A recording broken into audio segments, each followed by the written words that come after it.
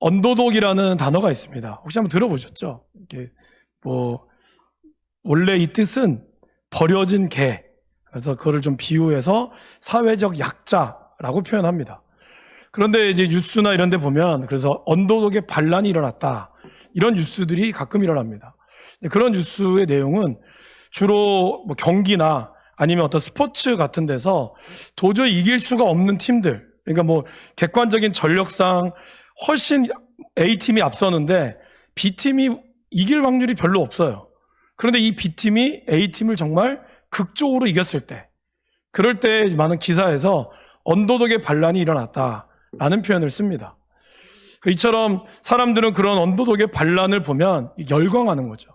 왜냐하면 상식적으로 생각했을 때 이길 수 없는 싸움이 그분들이 그렇게 하면서 정말 버티면서 결국에는 이겼기 때문이다라는 것입니다. 그런데 성경에서는 이러한 언더독의 이야기로 가득하다라는 것이죠. 그리스도인의 삶이 언제나 하나님이 역사하시면 뜻밖의 반전의 역사들이 많이 일어나기 때문입니다. 그래서 하나님은 완전한 실패자들, 이 땅에서 실패한 것처럼 보이고 연약한 자들을 선택하셔서 하나님 나라를 세워가는 것을 매우 즐거워하십니다. 오늘 우리가 읽은 이 고린도 후서, 저는 이번 주부터 읽게 될 고린도 후서의 또 말씀과 그리고 빌립보서까지 계속해서 이어지는 서신서들은 다 사도 바울이 썼다라고 알려졌죠. 여러분, 바울 하면 우리가 사도라고 표현합니다. 그런데 바울이 사도라고 불리기에는 사실은 부족한 게 있어요. 왜냐하면 원래 사도라고 하는 것은 뭘까요, 여러분? 사도는 예수님이 직접 세운 사람이 사도입니다. 그래서 예수님이 이렇게 제자들과 함께 다녔을 때 약 한 70명의 제자들, 좀 더 많게 그렇게 제자들이 같이 다녔고, 그 중에도 우리 주님이 12사도를 세웠죠. 그러니까 이 사도들은 주님이 직접 임명하신 분이고, 나중에 가룟 유다가 빠지고 또 사도 한 명을 세웠을 때에도, 그때에도 이 사도의 자격은 주님이 세우신 사람, 제자 중에서, 그리고 주님의 부활을 자기 눈으로 육신의 부활을 직접 목격한 사람, 그런 사람이 사도라고 불릴 자격이 된다라는 것입니다. 물론 바울은 다메섹 도상에서 부활하신 예수님을 만났습니다. 그리고 바울은 누구보다 복음에 대해서 고난과 그런 어려움들을 당해서 이방인들을 위한 교회, 이런 교회를 많이 세웠습니다. 그러기에 사람들은 바울을 사도로서 인정을 하지만, 그러나 그것을 또 이렇게 좋지 않게 보는 시선들 또한 매우 많았다는 것이죠. 고린도 후서가 또 그랬습니다.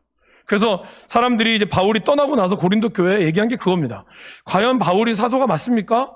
사도는 베드로처럼, 야고보처럼, 요한처럼 그런 분이 사도지, 바울은 어쩌다가 예수님 믿게 돼서 이렇게 하긴 했으나 그가 진짜 사도인지 우리는 모릅니다. 이러면서 바울의 어떤 사도성을 계속해서 이렇게 문제점을 제기했다는 거죠. 그래서 우리 고린도후서 말씀을 읽어보면 바울이 왜 사도인 거라는 자기 변명이, 내가 왜 사도라는 것을 변호하는 내용들이 계속해서 나와요. 그만큼 사도가 사도직이라고 하는 것을 바울이 인정하지 않았는데, 그래서 바울이 이제 꺼낸 카드가 하나가 있죠. 그 카드가 뭘까요? 바로 내가 천국에 다녀왔다, 이거라는 거죠. 12장 1절에 보시면 이렇게 나오죠. 무익하나마 내가 부득불 자랑하노니 주의 환상과 계시를 말하리라. 쉽게 가면 이런 겁니다. 내가 이런 말까지는 안 하려고 했는데 내가 이거는 꼭 좀 해야겠습니다. 내가 하나님께 받은 환상과 계시를 여러분에게 들려드리겠습니다. 그런데 2절에 그렇게 얘기하죠. 내가 그리스도 안에 있는 한 사람을 아노니 그는 14년 전에 셋째 하늘, 우리로 치면 3층 천, 다른 말로 표현하면 천국이죠. 셋째 하늘에 이끌려간 자라. 그래서 바울은 마치 자기 이야기가 아닌 것처럼 내가 아는 한 사람이 14년 전에 천국에 갔습니다라고 하는데 사실은 바울의 이야기예요. 그래서 바울이 자기가 있었던 이 천국에 있었던 얘기들을 쭉 합니다. 그런데 바울이 사실은 이거를 진짜 자랑하고 싶었던 것이 아니라는 거죠. 5절에 보시면 내가 이런 사람을 위하여 자랑하겠으나 나를 위하여는 약한 것들 외에 자랑하지 아니하리라, 이렇게 표현하고 있어요. 그러니까 바울은 내가 천국 간 이 어마어마한 이야기를 자랑하고 싶지만 사실은 내가 자랑하고 싶은 거는 내가 천국 간 거는 그냥 내가 은혜 받아간 거라서 나 좋아서 하는 거고 나는 이거를 자랑하기를 원치 않습니다라고 얘기했다는 것이죠. 사랑하는 여러분, 저는 천국에 다녀왔습니다. 3층천을 보고 하늘에 있는 천사들을 봤습니다. 이렇게 제가 얘기한다면 아마 여러분들은 저를 되게 신령하게 보실 거예요. 그리고 제가 천국에 대한 간증을 만약에 한다 그러면 뭐 새롭게 하소서라든지 이런 기독교 TV에서 저를 부를 겁니다. 어떻게 천국을 보셨어요, 목사님? 그래서 성도들이 또 많은 성도들이 TV를 보고 또 저의 모습을 통해서 교회에 오시겠죠.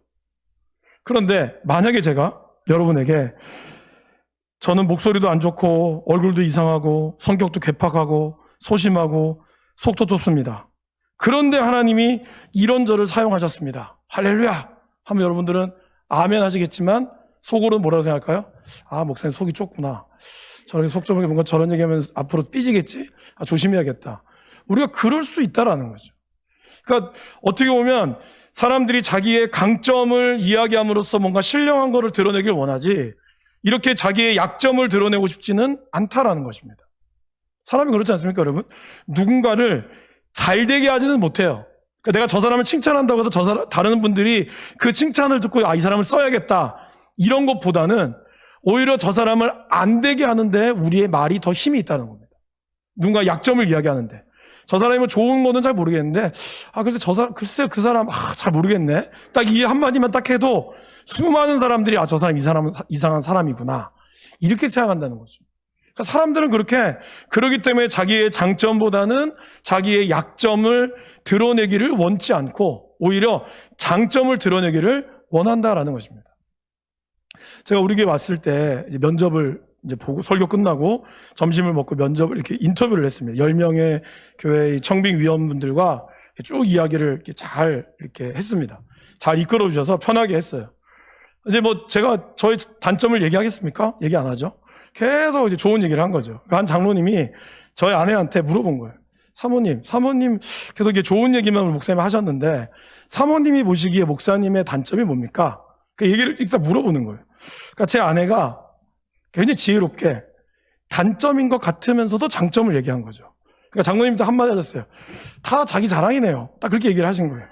그러니까 어떻게 우리가 그렇지 않습니까? 어떤 중요한 자리에 갔을 때 아, 저는 사실은 좀 소심하고요. 저는 이런 거 있으면 잘 삐집니다. 이러면 여러분들이 저를 뽑겠습니까? 안 뽑는다는 거죠. 그런데 오늘 바울은 너무나 역설적으로 자신의 약점을 자랑했다라는 것입니다. 자, 그렇다면 여러분, 바울의 약점이 도대체 뭐였고, 그리고 그는 왜 그렇게 약점을 자랑하기를 기뻐했을까요? 오늘 그것을 저와 여러분들이 함께 살펴보기를 원합니다. 먼저 바울은 다 아시다시피 복음에 대한 열정이 매우 뛰어났습니다. 그리고 그는 예수님을 만난 극적인 체험을 했죠. 다메섹 도상에서 정말 주님이 그 환상 가운데 주님을 만나고 그러한 체험도 했었기에 그는 정말 복음에 대해서는 확실한 사람이었습니다. 그러나 그렇다고 해서 그가 완벽한 사람은 아니었다라는 것입니다. 요즘 이제 뭐 30, 40대, 뭐 20대에서 자주 하는 그 검사가 있어요. 한 번쯤 들어보셨죠? MBTI라고 하는 검사가 있습니다. 그러니까 이 사람의 성격이 어떤가? 그래서 성경 인물도 이렇게 학자들이 성경에 나오는 인물들을 보면서 아, 이분은 이런 성격일 것 같다라고 해서 이렇게 추측한 게 있어요. 그럼 바울은 MBTI의 어떤 성격일까요? 이렇게 얘기하더라고요. ENTJ다. 이렇게 얘기합니다.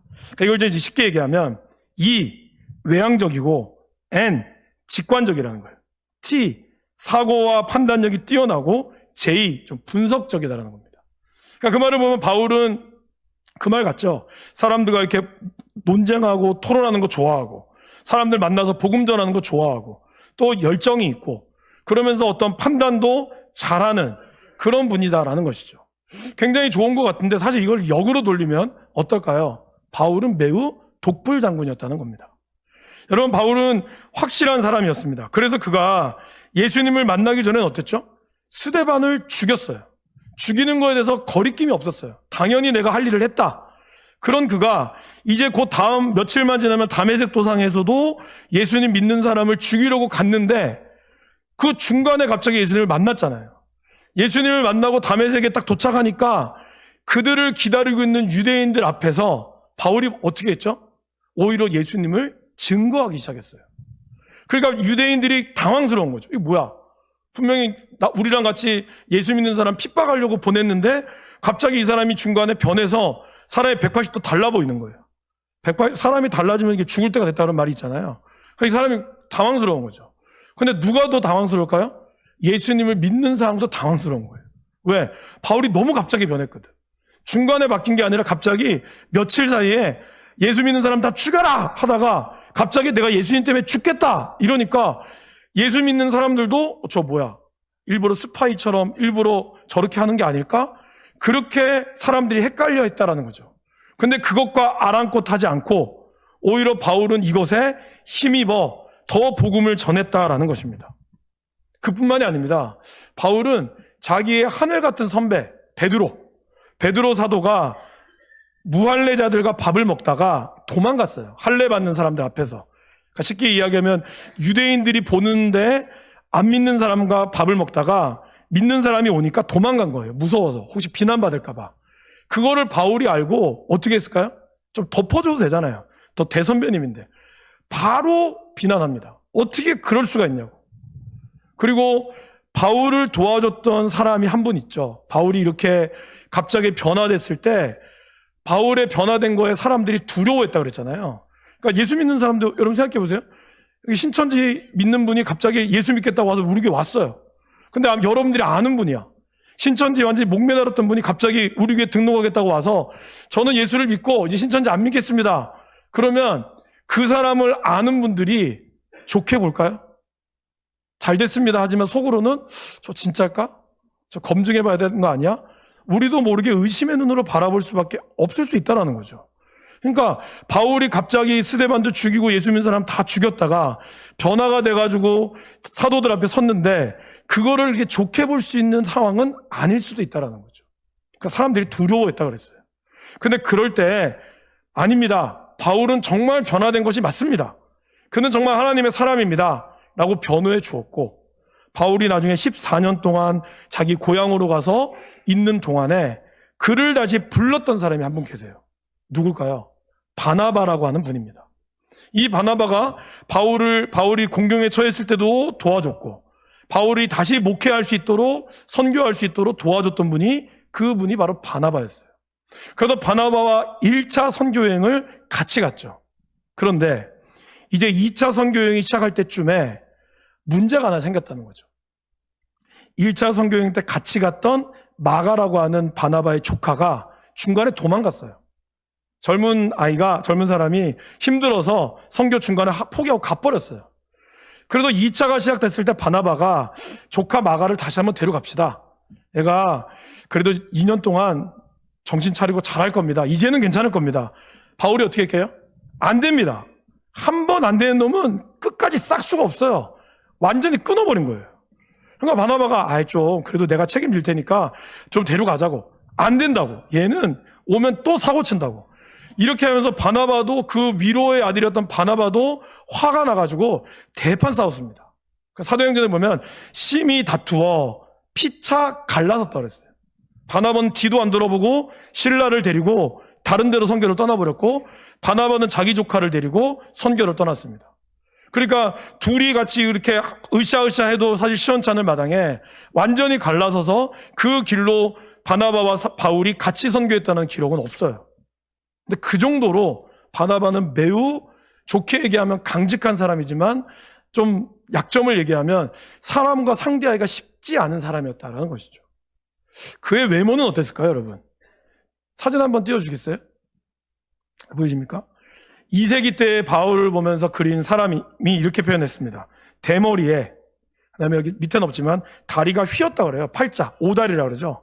오다리에 눈썹은 서로 맞닿았고 코는 매부리 코에 키도 작은 그런 사나이였다. 한마디로 뭐예요? 못되게 생겼다는 거죠. 스크루지 할아버지처럼 딱 못되게 생긴 그 모습이 바로 바울의 외모였다는 겁니다. 또 여러분 어땠습니까? 성경에 보면 성경을 유추해 보면 그는 말도 잘 못했던 것 같아요. 사실 목회자로서 말을 못한다는 건 좀 치명적일 수 있죠. 근데 언변도 좀 약했고 그러한 가운데 오늘 바울이 고백한 게 뭐죠? 내 안에 육체의 가시가 있다 그랬어요. 육체의 가시가 뭘까? 학자들이 많이 연구를 해보고 역사를 뒤져보니까 크게 두 가지의 가시가 있을 수 있다라고 얘기를 했습니다. 첫 번째는 간질이라고 하는 병이었습니다. 근데 이러한 질병이 사람들 앞에서도 나타났다는 거죠. 갈라디아서 4장 14절 말씀해 보면 이런 말이 나옵니다. 너를 시험하는 것이 내 육체에 있으되 이것을 너희가 업신여기지도 아니하며 버리지도 아니하고 오직 나를 하나님의 천사와 같이 또는 그리스도 예수와 같이 영접하였도다.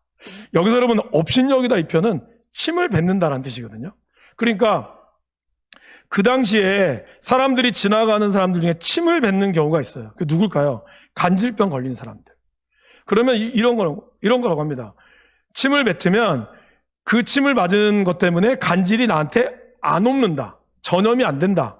그것 때문에 사람들은 간질병 사람이 혹시 주변에 생기거나 하면 그 즉시 퇴퇴퇴 뱉으면서 이 병이 나한테 오지 않게 해주세요. 그러한 걸로 했다라고 하는 거죠. 그런데 오늘 말씀해 보시면 너희를 시험하는 것이 내 육체에 있으되 바울의 육체에 있으되 이것을 너희가 침뱉지도 아니했다는 거죠.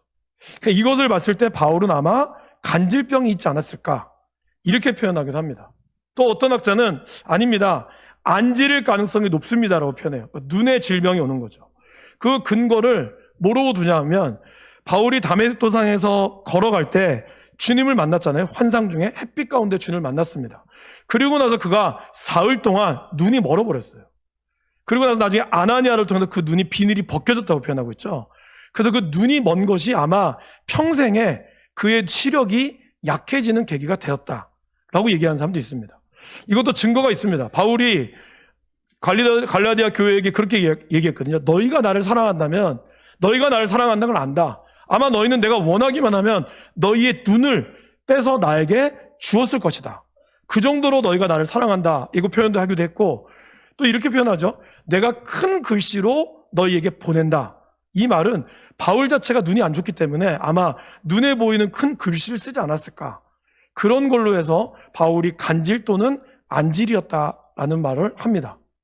근데 어쨌든 중요한 것은 이런 육체의 가시가 바울에게는 사실 처음부터 자랑거리는 아니었다는 거죠. 오늘 말씀 보세요. 바울은 이 육체의 가시를 뭐라고 표현하고 있죠? 7절에 사탄의 사자라고 표현하고 있어요.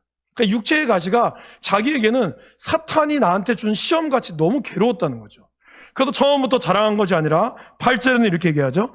이것이 내게서 떠나가게 하기 위하여 내가 3번 주께 간구했다고. 그러니까 주님 제발 이 가시 좀 나한테 떠나게 해주세요. 고쳐주세요라고 기도했다라는 겁니다. 근데 여기서 3번 떠났다는 것은 하나, 둘, 3번이 아니라 그럴 수도 있어요. 진짜 기도를 3번 했다는 뜻도 되지만 원래 성경에서 3이라고 하는 숫자, 이건 뭘 뜻할까요? 완전수를 뜻합니다. 그러니까 아마 바울은 이 숫자만큼, 그러니까 완전할 때까지 계속해서 정말 열심히 기도했다라는 것이죠. 왜 기도했을까요? 그만큼 바울도 자기 약점이 드러나기를 원치 않는다는 겁니다. 아마 아까도 말씀드렸듯이 사람이라면 자기의 약점이 드러나는 것을 썩 달가워하지 않을 겁니다. 더더군다나 요즘 같은 시대, 요즘같이 어떤 이력서를 쓰는 이런 시대에는 다 자기의 이력서, 때로는 어떤 회사나 직장 같은 데 가면 이런 강남이나 이런 학원 같은 데 가잖아요. 그럼 이력서 잘 쓰는 학원 이런 것도 있고 돈을 주면 요즘 한 10만 원, 5만 원 주면 이력서 써주는 회사도 있어요. 그렇게 해서 자기의 단점을 숨기고 오히려 단점을 강점으로 말하는. 예를 들면 나는 언변이 짧다. 이거를 바꿔돌리면 뭐죠? 나는 과묵하다. 이렇게 표현하면 되거든요. 그러니까 그런 식으로 자기의 단점을 교묘히 숙이면서 강점을 드러내기를 원했다는 거죠. 그래서 요즘 세대를 인터넷에 보니까 이런 말이 있더라고요. 우리가 잘 아는 명언을 이제 비꼬는 말이죠. 대표적으로 이런 말이 있습니다. 가는 말이 고우면 사람들이 얕본다. 기쁨을 나눴더니 질투가 되고 슬픔을 나눴더니 약점이 되더라. 남들이 알아주지 않더라도 너의 일을 묵묵히 하다 보면 결국 남 좋은 일만 하게 된다. 헌신하면 헌신장처럼 된다. 고생 끝에 골병 난다. 성공은 1%의 재능과 99%의 돈과 빽만 있으면 된다. 그러니까 이게 그냥 뭐 웃긴 얘기일 수도 있지만 이것이 지금 어떻게 보면 젊은이들이 바라보는 현실이라는 거죠. 6시 땅 되면 바로 퇴근하고. 뭐 맞죠. 원래 정해진 시간이 8시니까. 그렇지만 우리 예전에 어르신들은 그렇게 안 했죠. 퇴근 시간이 5시라도 좀 더 할 일이 있거나 하면 8시, 7시까지 기꺼이 일을 했던 게 예전의 시대라면, 그 시대가 꼭 옳았다는 건 아니지만, 지금 아이들이 틀렸다는 건 아니지만, 지금 이 세대를 바라보는 그러한 마음들. 고생하면 뭐하냐? 다 남 좋아서 사장 좋은 일 시켜주는데 난 여기까지만 할란다. 그러면서 자기들 자기 개발하고 자기 부분만 온전히 세워지는 것만을 원하는 시대가 바로 이런 시대였다라는 것이죠. 그러니까 이런 세상에서 누가 과감하게 자기의 약점을 세상에 드러내놓으려고 하겠습니까? 근데 바울은 그렇게 간절히, 그래서 바울도 그것 때문에 자기가 간절히 기도했다는 거예요. 주님, 제발 이 육체의 가시를 제어해 달라고. 근데 그때 그가 기도할 때 들렸던 하나님의 음성이 있었어요. 9절 말씀이죠.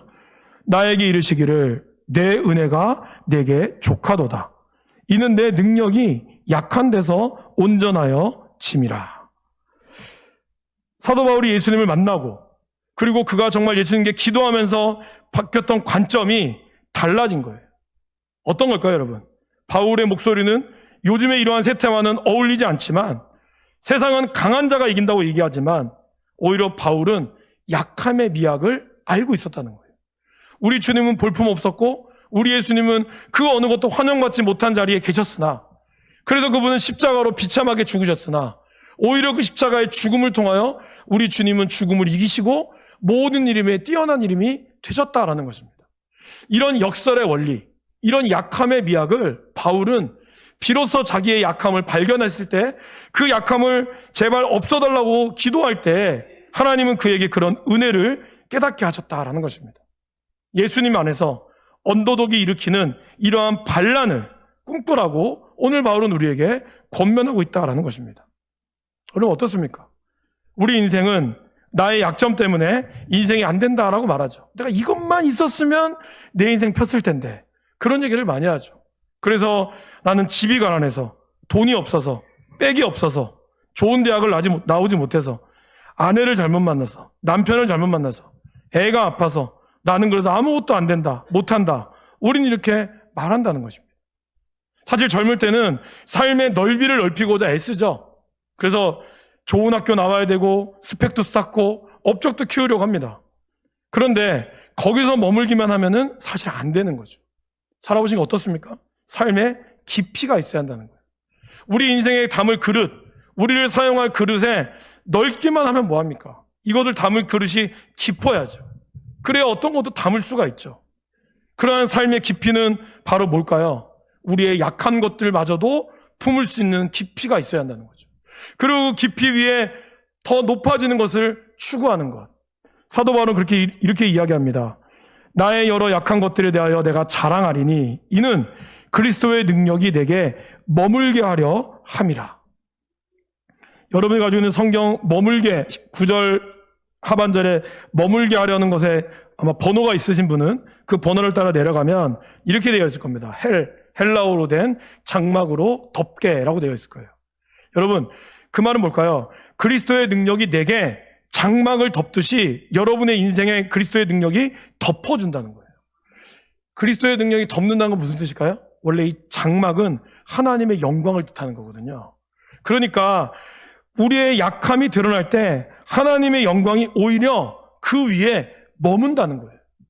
세상은 능력이 있는 사람의 능력을 사용하지만 오히려 하나님은 나의 능력을 가지고 그분이 장막으로 덮어주셔서 하나님의 능력을 드러낸다라고 말씀하고 있다는 것이죠. 그러니까 여러분, 예수를 믿는 저와 여러분들 다 약점이 있잖아요. 그런데 그 약점을 내가 고백하고 그 약점 가운데서 하나님 앞에 드러내려고 할 때 그 위에 뭐가 있습니까? 그 위에 하나님의 임재가 있다는 거예요. 그 위에 하나님의 영광이 저와 여러분들을 붙들고 있다라는 것입니다. 나의 약점 때문에 힘이 드십니까? 아니면 나의 어떤 과거 때문에 어렵습니까? 나의 잘못 때문에 괴롭습니까? 그것은 우리를 괴롭히려고 하는 하나님의 뜻이 아니라 오히려 그리스도인다운 하나님의 삶의 깊이와 높이가 드러나는 하나님의 역사라는 것을 우리는 기억해야 합니다.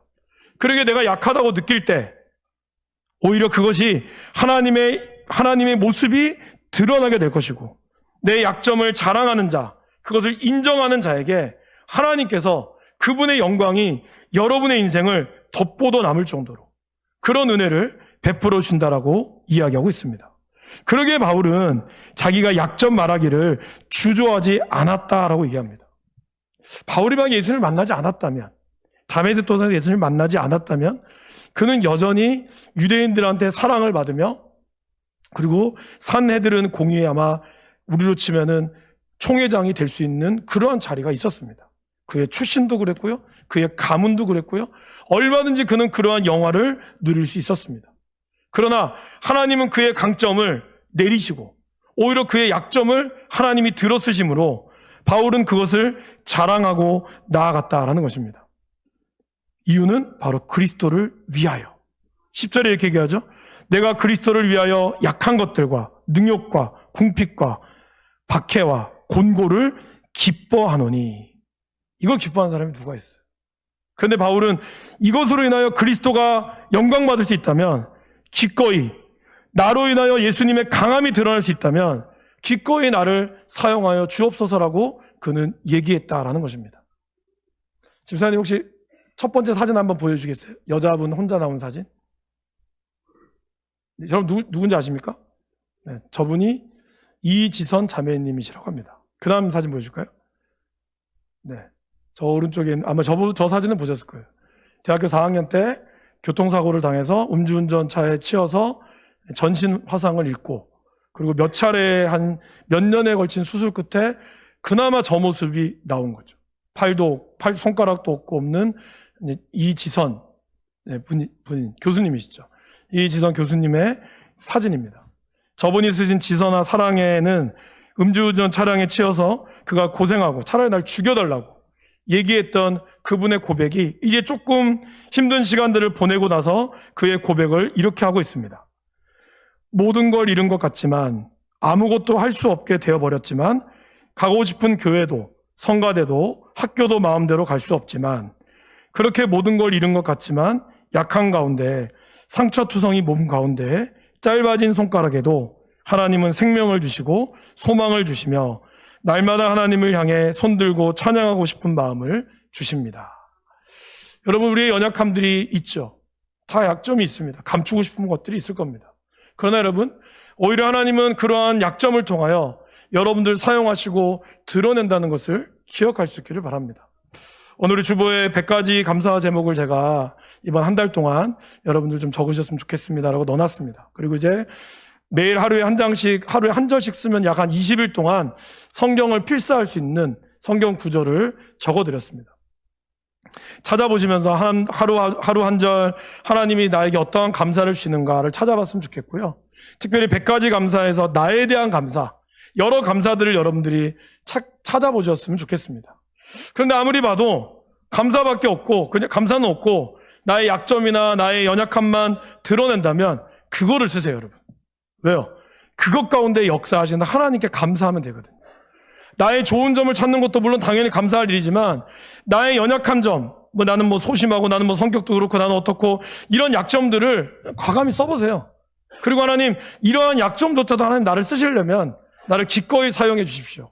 오히려 이거를 통하여 그리스도의 능력이 내 위에 머물도록 하나님 나를 사용하시고 이끌어 주시도록, 내가 이걸 통하여 오히려 감사할 수 있도록 하나님 나를 붙들어 주시니 감사합니다. 왜냐하면 우리의 약함은 그리스도의 능력을 담는 그릇이기 때문이다라는 것입니다. 오늘은 종교개혁 기념주일이라고 말씀을 드렸습니다. 바로 종교개혁하면 잊지 말아야 될 종교개혁자가 바로 마틴 루터죠. 마틴 루터가 12월 31일 날 피텐베르크 성당에 95개조 면벌부를 작성을 하면서 종교개혁이 시작됐습니다. 그리고 마틴 루터는 굉장히 찬양을 좋아했다고 하죠. 많은 곡을 작곡했고 그중에 대표적인 것, 저와 여러분들이 너무나 잘 아는 내주는 강한 성이요라는 곡을 작곡했습니다. 근데 여러분 아십니까? 마틴 루터는 굉장한 우울증 환자였습니다. 사실 그가 우울증을 겪었기 때문에 그는 이 우울증을 이겨내기 위하여 하나님을 찬양하고 하나님께 나아가야겠다라고 그가 결심했던 것입니다. 그러한 것이 오히려 그가 하나님을 찬양하게 하고 모든 사람들에게 그러한 힘을 주는 그러한 찬양을 기록하고 작곡하고 했다는 사실. 우리의 연약함이 하나님의 강함을 드러내는 길이 될 것입니다. 그러게 사랑하는 여러분, 주님이 나의 약점을 사용하신다면 기꺼이 여러분이 주님께 가까이 나아가며 하나님 나를 사용하여 주시고, 이러한 주님과의 깊은 교제와 기도를 통해서 나의 약점을 충분히 덮어주고도 남는 그 주님의 손을, 그 능력을 여러분들이 체험할 수 있기를 주님의 이름으로 간절히 축원합니다.